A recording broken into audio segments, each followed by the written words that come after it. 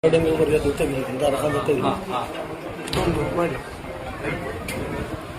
Apa hatta boi দিব লাগে? এই দিয়ার কারণে মামার ঘুম পড়েছে। মাংস দিও কিন্তু কি? মামার ঘুম পড়েছে। মই কোচা। মই কথা শুনতে মাজতে কথা এটা কৈ লওঁ দেই। মই মোৰ যিটো সংগ্ৰামী জীৱন, সেই সংগ্ৰামী জীৱনত বহুত সময়ত মই বদৌনী নাজমল চাহাবক মই গালি পাৰিছোঁ। কিন্তু এটা কথা ক'ব লাগিব, উজনি অসমৰ বানাকান্ত ৰাইজৰ কাৰণে বদৌনী নাজমল চাহাবে যিখিনি ত্যাগ কৰিলে, সঁচা কথা ক'বলৈ গ'লে মোৰ অন্তৰ জয় কৰিছোঁ। মোৰ অন্তৰ জয় কৰিছোঁ। আৰু বদৌনী নাজমল চাহাবৰ মই সুস্বাস্থ্য কামনা কৰিছোঁ আৰু নেদেখাজনক মই আশীৰ্বাদ বিচাৰিছোঁ। অনাগত দিনত আজমল চাহাবক ঠিক এইধৰণে ৰাইজৰ কাম কৰিবলৈ গাত শক্তি দিয়ক। ইয়াৰ লগতে মই আৰু এটা কথা ক'ব বিচাৰিছোঁ, আমিও যদিও বান বিভীষিকাৰ মাজত আছোঁ, তাৰপিছতো কিছুমান কথাত আমাৰ মনত আনন্দ লাগিছে। কাৰণ শিৱসাগৰখন এতিয়া সম্প্ৰীতিৰ মিলনভূমিত পৰিণত হৈছে।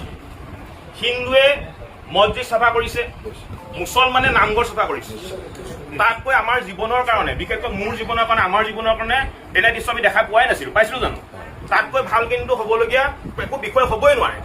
গতিকে মই এই মুহূৰ্তত আমি জাতীয় সংগ্ৰামী অসমৰ তৰফৰ পৰা এটা কথা স্পষ্টকৈ কৈ দিব বিচাৰিছোঁ, আমাৰ যিডাল সম্প্ৰীতি এনাজৰী, এডাল আৰু অধিক শক্তিশালী হ'ব লাগিব।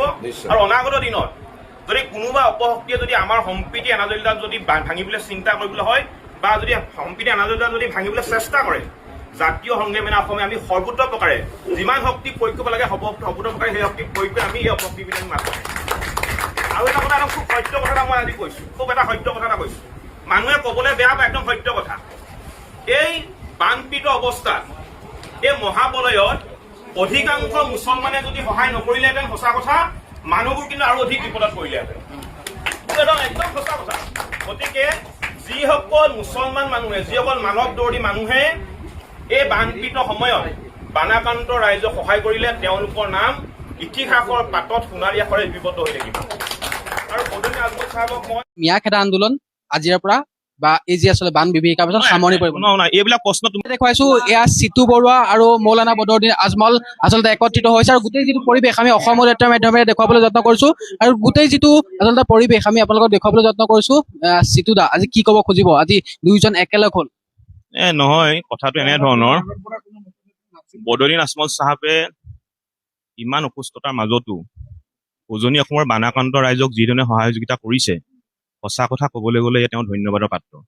আৰু মই তেওঁ সুস্বাস্থ্য কামনা কৰিছোঁ আৰু অনাগত দিনত তেওঁ এইধৰণে ৰাইজক কাম কৰি যাওক, মই তাৰ আশা কৰিছোঁ। আৰু মোৰ জীৱনত মই আৰু এটা কথা ক'ব বিচাৰিছোঁ, মোৰ সংগ্ৰামী জীৱনত মই বহুতবাৰ বদৌনী নাজমল চাহাবক মই গালি পাৰিছোঁ। আপোনালোকে নিশ্চয় গম পায়, সংবাদ মাধ্যমৰ লগত জড়িত। কিন্তু তেওঁ উজনি অসমলৈ আহি এই বানাকান্ত ৰাইজক যিধৰণে সহায় কৰিলে, সঁচা কথা ক'বলৈ গ'লে বদৌনী নাজমল চাহাবৰ কৰ্মই মোৰ অন্তৰ জয় কৰিছে। আৰু এই মুহূৰ্তত মই আৰু এটা ভাল লগা কথা আপোনালোকক ক'ব বিচাৰিছোঁ, আমি যদিও বান বিভীষিকাৰ মাজত আছোঁ, কিন্তু কিছুমান কথাবোৰে আমাৰ মনটো ভাল লগাইছে।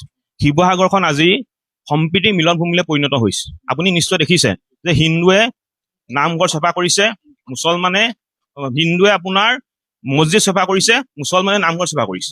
তাতকৈ কিন্তু ভাল লগা কথা এই পৃথিৱীত একো হ'বই নোৱাৰে। গতিকে আমাৰ সম্প্ৰীতি এনাজৰী আৰু শক্তিশালী তাৰ কামনা কৰিছোঁ। আৰু এটা কথা কৈছোঁ, এই বানপানীৰ সময়ত যদি অধিকাংশ মুছলমান মানুহে যদি সহায় নকৰিলেহেঁতেন, সঁচা কথা কৈছোঁ, এইটো একদম চিৰসত্য কথা, অসমৰ মানুহখিনি আৰু বিপদত পৰিলেহেঁতেন। গতিকে যিসকল মুছলমান ব্যক্তিয়ে, ইমান মানৱদৰ্দী ব্যক্তিয়ে আমাক সহায় কৰিছে, তেওঁলোকৰ নাম ইতিহাসৰ পাতত সোণালী আখৰৰ দ্বাৰা লিপিবদ্ধ হৈ থাকে। মই তাৰ কাম আপোনাৰ পৰা আমি সুধিম, যদিও কথাষাৰ সুধিব নাপায়, কিন্তু বহু লোকে প্ৰশ্ন কৰিছে, যিহেতু সামাজিক মাধ্যমত গোটেই বিষয়টো চৰ্চাত লাগি আছে।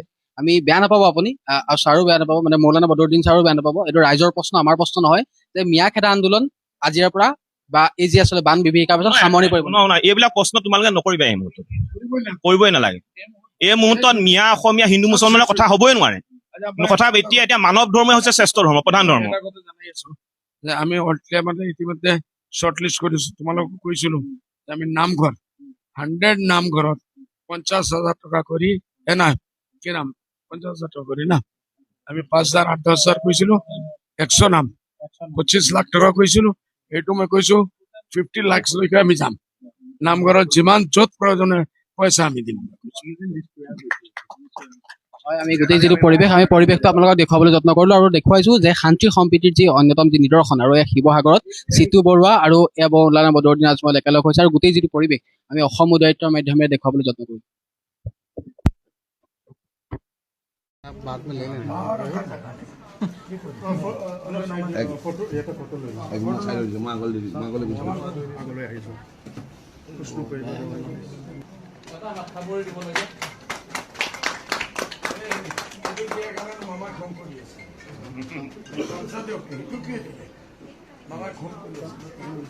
মই ক'ত যাম? মই কথা অকণমান চাওক, মাজতে কথা এটা কৈ লওঁ দেই। মই মোৰ যিটো সংগ্ৰামী জীৱন, সেই সংগ্ৰামী জীৱনত বহুত সময়ত মই বদৰুদ্দিন আজমল চাহাবক মই গালি পাৰিছোঁ।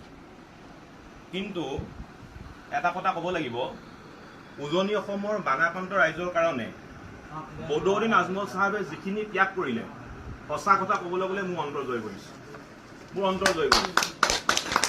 বদৰুদ্দিন আজমল চাহাবৰ মই সুস্বাস্থ্য কামনা কৰিছোঁ আৰু নেদেখাজনক মই আশীৰ্বাদ বিচাৰিছোঁ। অনাগত দিনত আজমল চাহাবক ঠিক এই ধৰণে ৰাইজৰ কাম কৰিবলৈ তাক শক্তি দিয়ক। ইয়াৰ আগতে মই আৰু এটা কথা ক'ব বিচাৰিছোঁ, আমিও যদিও বান বিভীষিকাৰ মাজত আছোঁ, তাৰপিছতো কিছুমান কথাত আমাৰ মনত আনন্দ লাগিছে। কাৰণ শিৱসাগৰখন এতিয়া সম্প্ৰীতিৰ মিলনভূমিত পৰিণত হৈছে। হিন্দুৱে মছজিদ চাফা কৰিছে, মুছলমানে নামঘৰ চাফা কৰিছে। তাতকৈ আমাৰ জীৱনৰ কাৰণে, বিশেষকৈ মোৰ জীৱনৰ কাৰণে, আমাৰ জীৱনৰ কাৰণে তেনে দৃশ্য আমি দেখা পোৱাই নাছিলোঁ, পাইছিলোঁ জানো? তাতকৈ ভাল কিন্তু হ'বলগীয়া একো বিষয় হ'বই নোৱাৰে। গতিকে মই এই মুহূৰ্তত আমি জাতীয় সংগ্ৰামী অসমৰ তৰফৰ পৰা এটা কথা স্পষ্টকৈ কৈ দিব বিচাৰিছোঁ, আমাৰ যিডাল সম্প্ৰীতি এনাজৰী এডাল আৰু অধিক শক্তিশালী হ'ব লাগিব। আৰু অনাগত দিনত যদি কোনোবা অপশক্তিয়ে যদি আমাৰ সম্প্ৰীতি এনাজৰীডাল যদি ভাঙিবলৈ চিন্তা কৰিবলৈ হয় বা যদি সম্প্ৰীতি এনাজৰীডাল যদি ভাঙিবলৈ চেষ্টা কৰে, জাতীয় সংগ্ৰামী অসমে আমি সৰ্বোচ্চ প্ৰকাৰে যিমান শক্তি প্ৰয়োগ কৰিব লাগে সৰ্বোচ্চ প্ৰকাৰে সেই শক্তি প্ৰয়োগ কৰি আমি এই অপশক্তিবিধ আমি মাথা মাৰিম। আৰু এটা কথা, খুব সত্য কথা এটা মই আজি কৈছোঁ, খুব এটা সত্য কথা এটা কৈছোঁ, মানুহে ক'বলৈ বেয়া পায়, একদম সত্য কথা। এই বানপীড়িত অৱস্থাত, এই মহাপ্ৰলয়ত অধিকাংশ মুছলমানে যদি সহায় নকৰিলেহেঁতেন, সঁচা কথা মানুহবোৰ কিন্তু আৰু অধিক বিপদত পৰিলেহেঁতেন। একদম সঁচা কথা। গতিকে যিসকল মুছলমান মানুহে, যিসকল মানৱ দৰ্দী মানুহে এই বানপীড়িত সময়ত বানাক্ৰান্ত ৰাইজক সহায় কৰিলে, তেওঁলোকৰ নাম ইতিহাসৰ পাতত সোণালী আখৰে লিপিবদ্ধ হৈ থাকিব। আৰু বদৰুদ্দিন আজমল চাহাবক মই অন্তৰৰ পৰা ধন্যবাদ জ্ঞাপন কৰিছোঁ। আপুনি দুখৰ সময়ত থাকি ইমান দূৰৰ পৰা আপুনি আহিছে। আৰু মই অলপ আগতে মই যেতিয়া নাজিনৰ লগত কথা পাতিছোঁ, তাই কৈছে যে আজমল চাহাব যথেষ্টখিনি অসুস্থ। ইমান অসুস্থতাৰ মাজতো যে দিনে ৰাতি আমাৰ মাজত আছে, এইটো আমাৰ কাৰণে গৌৰৱৰ বিষয়। মই আন্তৰিকতাৰে ধন্যবাদ জ্ঞাপন কৰিছোঁ। আৰু মই পুনৰ কৈছোঁ, নেদেখাজনে আজমল চাহাবক শক্তি দিয়ক, যাতে ৰাইজৰ কাৰণে এনেদৰে কাম কৰিব পাৰে। মই এটা কথা মাজতে কৈছোঁ, চিতু বৰুৱাকো আমি ধন্যবাদ জনাইছোঁ। চিতু বৰুৱাৰ লগত আমি কালি লগ হৈছিলোঁ, কালি পৰহি লগ হৈছিলোঁ আৰু তেখেতে নিজে ইচ্ছা প্ৰকাশ কৰিছিল আৰু নিজে মোক ফোনো কৰি যোগাযোগ কৰিছিল আজমল চাহাবৰ সৈতে তেওঁ এবাৰ মোলাকাত কৰিব। আৰু ধন্যবাদ জনাইছোঁ, বিগত সময়ছোৱাত আমি চিতু বৰুৱা ডাঙৰীয়াৰ পৰা যিবোৰ মন্তব্য আমি পাইছিলোঁ, প্ৰায়ভাগেই এক প্ৰকাৰ ক'ব গ'লে এটা আদৰ্শগত মতানৈক্য আছিল। আদৰ্শগত মতানৈক্য আজমল চাহাবৰ বিৰুদ্ধে হওক বা যিকোনো কাৰণত এটা আদৰ্শগত মতানৈক্য আছিল। এইটো ইমান ডাঙৰ কথা নহয়। আপুনি আগবাঢ়ি আহি আজমল চাহাবক যিহেতু মোলাকাত কৰিছে, ইয়াৰ কাৰণে আপোনাক ভেৰি ভেৰি থেংকছ।